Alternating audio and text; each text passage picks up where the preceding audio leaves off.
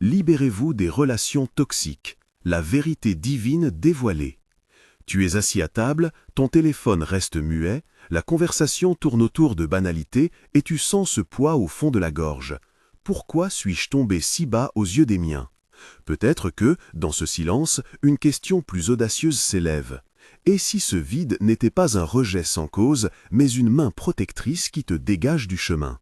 Si Dieu, dans sa sagesse, retire parfois des personnes non pour te punir, mais pour te préserver et te préparer, cela change la manière dont tu regardes la blessure. Je vais te guider pas à pas. Nous allons examiner 7 vérités claires, ancrées dans les Écritures et dans l'expérience des saints.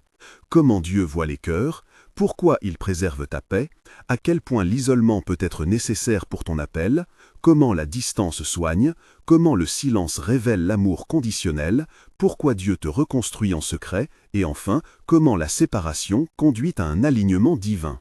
Reste avec moi. Si ce message te touche, abonne-toi pour d'autres paroles de consolation et d'orientation spirituelle. 1. Dieu voit les intentions cachées. Il éloigne pour protéger quand la motivation est la jalousie ou la manipulation. Dieu ne se lasse jamais d'examiner le cœur. Ta douleur peut venir de relations dont les actes sont vêtus d'apparences aimables, mais dont les racines sont la jalousie, l'envie ou le calcul. Pense à Joseph. Ses frères ont agi sous couvert de fraternité, mais leurs actes étaient mûris par l'envie, et cela a conduit Joseph hors de sa maison. Genèse 37. Dieu, dans son dessein, a utilisé cette séparation pour le préserver et le placer, plus tard, dans un rôle qui sauverait des nations. Signe concret. Tu remarques des compliments qui se terminent en critiques, des gestes d'affection qui s'accompagnent d'exigences, des conversations qui se terminent toujours par une mise à l'épreuve de ta foi ou de tes projets. Peut-être que tu sens souvent que tu dois prouver ta valeur auprès de ces personnes pour conserver leur faveur. Ou encore, tu es entouré de personnes qui minimisent tes choix spirituels, qui rient de tes convictions ou qui attisent la comparaison. Application pratique. Observe sans te précipiter. Demande au Seigneur le don de discernement. Note les habitudes relationnelles. Est-ce que tu ressors de ces interactions vidées ou ressourcées? Pose des limites graduelles. Réduire la fréquence des rencontres, clarifier ce qui est acceptable lors des échanges. Cherche conseil auprès d'un frère ou d'une sœur en qui tu as confiance, quelqu'un de mature spirituellement qui peut voir plus objectivement la dynamique. Souviens-toi, discerner n'est pas condamner automatiquement, c'est protéger ton cœur pour que tu restes fidèle à l'appel que Dieu a posé sur toi. Voici comment Dieu le fait.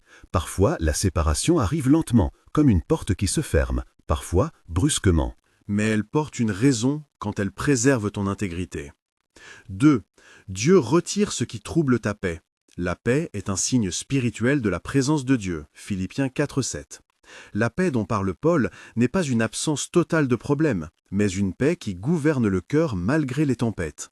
Philippiens 4:7 promet que Dieu donnera la paix de Dieu, qui surpasse toute intelligence pour garder ton cœur et tes pensées. Si une relation t'enlève cette paix de manière récurrente, il est possible qu'elle ne soit pas compatible avec l'environnement spirituel que Dieu veut pour toi. Illustration. Imagine un jardin. Certaines plantes ont besoin de soleil, d'autres d'ombre. Si tu forces une plante qui aime le soleil à vivre dans l'ombre, elle dépérit. De la même façon, ton être spirituel a des besoins. Silence, prière, temps d'écoute de Dieu. Si des relations t'épuisent et te coupent de cet environnement, ce n'est pas une simple fatigue émotionnelle, c'est une alerte. Signe concret. Conversation qui te laisse anxieuse ou anxieuse. Reproches qui reviennent comme un disque rayé. Joie qui fuit après un appel ou une visite. Tu te surprends à éviter certains sujets pour ne pas déclencher des disputes. Ou tu sens une tension constante qui t'empêche de prier ou d'entendre Dieu clairement. Application pratique. Protège ton temple intérieur. Établis des priorités spirituelles non négociables. Moments de prière, lecture biblique, repos. Si une relation te vole ces espaces, il est juste de limiter son accès. Cela peut prendre la forme de raccourcir les rencontres, choisir des lieux neutres ou déléguer certaines conversations à un conseiller. La paix n'est pas un luxe, c'est un signe que tu es connecté à Dieu. Quand la paix te quitte, interroge-toi sérieusement. Tu reconnaîtras ce moment quand, après une rencontre, tu n'arrives pas à prier. Peut-être que la première fois, tu as continué à espérer que ce serait différent. Mais si c'est récurrent, prends ça comme une alerte. 3. Dieu te sépare pour te garder centré sur ton appel.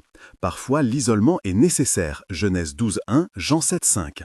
Dieu appelle Abraham à quitter sa terre et sa famille, Genèse 12:1, un acte qui semble radical et pourtant essentiel pour entrer dans une destinée plus vaste.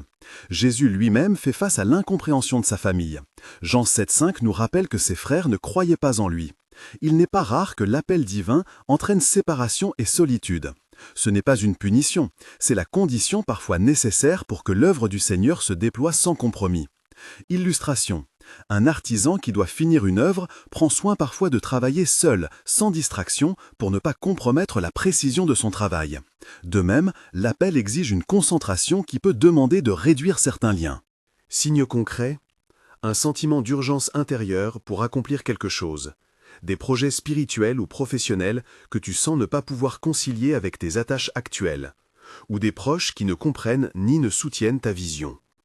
Tu peux avoir l'impression d'être incompris, moqué ou isolé à cause de ce que Dieu a mis dans ton cœur. Application pratique. Ne confonds pas fuite et direction. Avant d'agir, cherche la confirmation dans la prière, dans la parole et par l'avis de conseillers spirituels. Si Dieu t'appelle à avancer, prépare-toi avec sagesse. Établis des limites, planifie une transition respectueuse et garde la porte ouverte à la réconciliation éventuelle sans la garantir. Laisse l'Esprit Saint te conduire dans chaque pas, mais ne minimise pas le coût que l'appel peut demander. Parfois, accepter l'isolement temporaire est le plus grand acte d'obéissance. 4. La distance douloureuse sert à guérir le cœur. L'espace permet la restauration. 1 Roi 19:11. Après de grandes victoires et de terribles épuisements, Élie s'enfuit et se cache, accablé et seul. Dieu ne le réprimande pas pour sa fatigue, il lui parle dans le silence d'un vent léger. 1 Roi 19:11-13. La nuit de l'âme n'est pas inutile. La solitude peut être le creuset où Dieu refait le cœur, non pour t'isoler définitivement des autres, mais pour te remettre droit. Illustration. Une blessure a besoin d'air pour cicatriser. Si on la recouvre constamment de bandages inappropriés ou qu'on la gratte, la guérison est retardée. Parfois, la distance est le bandage que Dieu applique pour que la plaie se ferme. Signe concret. Épuisement émotionnel, réaction disproportionnée, perte d'intérêt pour ce qui te faisait vivre. Tu peux constater que, sans cet espace, tu répéterais des schémas destructeurs, colère, dépendance affective, recherche de validation. La retraite forcée ou choisie devient alors un lieu de repos et de réapprentissage. Application pratique. Permets-toi de recevoir le soin. Cela peut prendre la forme de thérapie, de retraite spirituelle, d'un temps de silence quotidien. Rappelle-toi de parler à Dieu avec honnêtement. Exprime ta colère, ta peur, ta tristesse. Demande aussi à des serviteurs matures d'être à tes côtés pour te guider. Ne prends pas l'isolement comme une justification pour t'enfermer dans l'amertume. Laisse-le plutôt t'enseigner la résilience. Mini-accroche. Quand tu t'arrêtes, qui reste? Cette question va te révéler bien des vérités. 5. Le silence révèle l'amour inconditionnel. Quand tu arrêtes de donner, qui demeure? La vérité se révèle souvent dans l'absence. Quand tu cesses de répondre, quand tu poses des limites, le silence met à nu les motivations. C'est une épreuve simple. Qui aime pour ce que tu es et qui aime pour ce que tu apportes? Le silence n'est pas toujours définitif ni totalement révélateur, mais il est éclairant. Illustration. Imagine allumer une pièce. Certaines choses deviennent visibles seulement dans la pénombre. Le silence est cette pénombre qui montre les contours réels des cœurs. Ruth, qui reste fidèle même dans l'adversité, se distingue des relations qui n'entrent pas dans ce mouvement de fidélité. Le récit de Ruth montre qu'il existe une loyauté qui persiste quand tout s'effondre. Signe concret. Affection qui disparaît quand tu ne peux plus donner financièrement. Soutien qui s'évapore quand tu n'es plus performante. Intérêt qui s'éteint quand tu choisis de ne plus tolérer les abus. Si ton retrait provoque un questionnement honnête et une volonté de changement, il y a encore place pour la réconciliation. Si le silence est accueilli par la distance et l'indifférence, cela révèle des motifs plus profonds. Application pratique. Observe la réaction au silence. Si la personne revient avec humilité et désir réel de réparation, envisage le chemin de la réconciliation avec sagesse, accompagné de conseils pastoraux. Si elle répond par la colère, la minimisation ou le désir de te manipuler, protège-toi et maintiens les limites nécessaires. Le silence est un test, non un verdict. Et dans tous les cas, demande à Dieu de te donner la grâce d'attendre la vérité sans haine. 6. Dieu te reconstruit en isolement avant la restauration. Les saisons cachées forment la maturité. David en exil. David a connu des années d'exil, de fuite, de solitude avant d'être élevé au trône. Ces saisons discrètes l'ont purifié, endurci et préparé à régner avec sagesse et compassion. Souvent, Dieu travaille en secret pour façonner ce qui vivra et résistera aux temps difficiles. Illustration. Un potier façonne une jarre sur le tour. Il la retourne, l'écrase à plusieurs reprises pour en retirer l'air et la rendre plus solide. Les épreuves, l'isolement, les moments où tu te demandes si quelqu'un se soucie de toi sont des passages où Dieu façonne ton caractère. Signe concret. Tu commences à détecter une paix intérieure nouvelle après une période de distance, une capacité à pardonner qui grandit ou une vision plus claire de ton avenir. Tu peux aussi découvrir des dons enfouis, une parole prophétique, une compassion rafraîchie, une force intérieure que tu n'avais jamais explorée. Application pratique. Affermis ton cœur dans la parole et dans la communauté. Même en isolement, ne deviens pas isolé de l'Église. Trouve une cellule, un pasteur, un ministère où tu peux être encouragé sans t'exposer inutilement. Nourris-toi de la parole et accepte la formation que Dieu veut faire en toi. La restauration n'est pas automatique, mais elle devient possible lorsque tu laisses Dieu travailler dans tes espaces secrets. Mini-accroche. Les saisons cachées ne sont pas une perte de temps, elles sont l'atelier de Dieu pour ton avenir. 7. La séparation conduit à l'alignement divin. La perte ouvre la voie à des connexions plus saintes. Ruth. Quand Ruth perd tout, elle gagne Boaz. Une histoire de loyauté, de bénédiction et d'un renouveau relationnel. La séparation qui paraît dévastatrice peut, sous la conduite divine, faire place à une communauté plus sainte et à des liens qui soutiennent véritablement ta vocation. Illustration.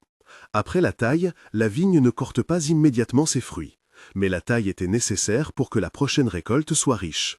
De même, les départs peuvent sembler mutilations, mais ils préparent un sol plus fertile pour des rencontres qui honorent Dieu. Signe concret. Nouvelles ouvertures qui apparaissent après la séparation. Des personnes venues d'un milieu spirituel qui t'encouragent, des opportunités alignées sur ta vocation. Une paix qui confirme que tu n'as pas à revenir en arrière. Tu peux aussi ressentir une confirmation dans la prière, une porte qui s'ouvre sans que tu l'aies forcée. Application pratique. Reste attentif aux signes de direction. Paix persistante, porte qui s'ouvre sans lutte, conseil concordant de plusieurs personnes mûres. Prépare-toi au retour des relations restaurées d'une manière transformée, mais ne base pas ta paix sur l'espoir d'un retour garanti. Dieu peut rétablir, remplacer ou repositionner. Toutes ces voies sont entre ses mains. Reste fidèle à la route que l'Esprit trace devant toi. Climax. La séparation est stratégie d'alignement, non abandon. Si tu prends en compte ces 7 vérités, tu découvriras un fil conducteur. La séparation, lorsque guidée par Dieu, n'est pas un rejet sans sens, mais une stratégie divine pour te garder, te guérir, te façonner et t'aligner sur ta mission. Chaque départ opéré dans ta vie peut être l'œuvre d'un Seigneur qui te protège comme un berger protège son troupeau d'un ravin invisible. Cela ne signifie pas que la séparation ne blesse pas, elle blesse profondément. Mais tu n'es pas laissé dans cette blessure sans soin. Rappelle-toi que la paix est un baromètre. Philippiens 4,7 t'assure que la paix de Dieu gardera ton cœur et ta pensée. Cherche cette paix comme indicateur. Souviens-toi aussi de l'avertissement pratique. 2 Corinthiens 6,14 parle des yokinégos. Il met en garde contre des affiliations spirituelles qui te lieraient à ce qui t'éloigne de Dieu. Ce n'est pas une invitation à fuir la douleur, mais à rester juste dans tes alliances. Pratique concrète et directive mesurée. Demande le discernement en prière, mais ne confonds pas impulsivité et direction. Un pas prudent vaut mieux qu'une folâtrie destructrice. Établis des limites saines, clarifie ce que tu acceptes dans une conversation, ce que tu refuses, combien de temps tu passeras avec une personne qui t'use. Cherche des témoins, parle à un conseiller spirituel, à un leader d'église, à un mentor. La sagesse collective est une protection contre la détresse émotionnelle. En cas d'abus, physique, sexuel, financier, recherche immédiatement une aide professionnelle et la protection nécessaire. La foi ne doit jamais être une excuse pour rester dans un danger. Contacte les services locaux, une ligne d'assistance ou un responsable d'église formé pour t'aider. La sécurité et la dignité humaine sont primordiales. Donne-toi un temps de deuil sans culpabilité. La perte mérite des larmes. Pleurer est humain et souvent sanctifiant. Cultive des pratiques qui reconstituent la paix. Lecture des Écritures, silence quotidien, marche dans la nature, relations fraternelles sûres. Question que tu peux te poser maintenant pour discerner. Après une interaction, ma paix augmente-t-elle ou diminue-t-elle? Suis-je souvent invité à renier mes convictions pour être accepté? Quand je limite ma disponibilité, les gens renforcent-ils leur intérêt ou disparaissent-ils? Reçois-je des conseils sages et compassionnants quand je demande de l'aide? La sagesse de l'attente. Ne confonds pas attente avec inaction. Attendre, c'est rester vigilante, prier et évaluer. Ce n'est pas ruminer ni se complaire dans l'amertume. La Bible nous montre des figures qui attendent en prière et en fidélité, même dans l'exil. David n'a pas retourné le royaume par des complots, il a grandi, il a appris, il a persévéré. De même, ton attente doit être une attente active, prière, repentir où nécessaire, préparation pratique. Récapitulatif simple, 7 vérités à retenir. 1. Dieu perçoit les intentions et protège quand il voit malice ou jalousie. 2. La paix est un critère spirituel, protège-la. Philippiens 4:7. 3. L'appel peut demander isolement. Dieu a souvent appelé des hommes et des femmes à partir. Genèse 12:1, Jean 7:5. 4. La distance permet la guérison du cœur. La retraite peut être salvatrice. 1:19. 5. Le silence révèle les amours conditionnels. Observe qui tient malgré tout.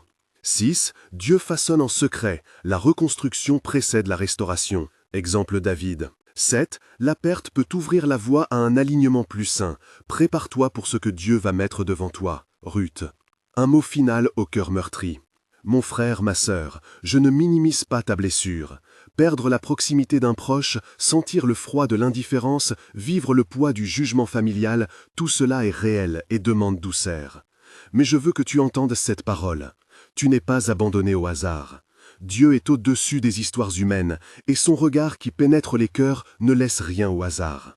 Si la séparation vient aujourd'hui, remercie Dieu non pour la douleur, mais pour la protection qu'elle peut contenir, pour l'espace de guérison qu'elle crée et pour la préparation qu'elle opère.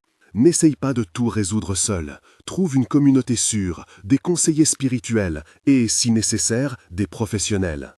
Si l'abus est présent, protège-toi d'abord. La foi appelle à la sagesse et à la prudence. Et maintenant, une prière simple pour conclure ton temps. Seigneur, garde le cœur de ton serviteur. Accorde-lui paix et discernement. Protège-le des liens qui l'éloignent de ta volonté. Donne-lui courage pour poser des limites, sagesse pour chercher aide et consolation dans les moments de solitude. Que ta paix, qui surpasse toute intelligence, Philippiens 4:7, demeure en lui, elle. Amen. Si ce message t'a touché, partage-le avec quelqu'un qui traverse une séparation douloureuse. Ne laisse personne affronter cela seul. Pour un accompagnement pastoral ou des ressources, consulte la description où des liens et des contacts sont proposés. N'oublie pas, libère-toi des relations toxiques non pas par colère, mais par la sagesse que Dieu donne. La vérité divine est là pour te protéger, te guérir et t'aligner.